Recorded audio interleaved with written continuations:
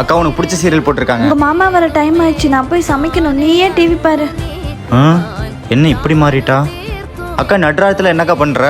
டே மணி காலையில 5 ஆச்சு, எந்திரிக்கலான்னு என் மாமியார் திட்டும். நீ நகரு. என்ன வினோதமா மாறிட்டா?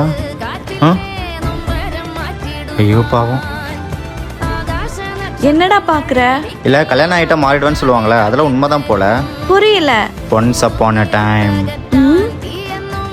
வீட்டுல பாத்திரமெல்லாம் அப்படி அப்படியே கிடக்கு. நீ என்னடா எப்ப பார்த்தாலும் டிவி பார்த்துட்டே இருக்க? போமா, நான் அப்புறமா கழுவிக்கிறேன். சும்மா இருக்கிற நேரம் உன் துணியெல்லாம் துவைச்சு போட வேண்டியதானே? அம்மா எனக்கு உடம்பு சரியில்லை, அப்புறம் துவைச்சுக்கிறேன். ஆமா, இதோட சொல்லிடு என்னதான் பொட்ட புள்ளியோ. நம்பிட்டாங்க. அக்கா அம்மா பாத்திரம்லாம் கழுவி வைக்க சொன்னாங்கல்ல. அது எப்ப கழுவணும் எப்படி கழுவணும் எங்களுக்கு தெரியும். நீ மூடிட்டு போ. பொடி குந்தாணி.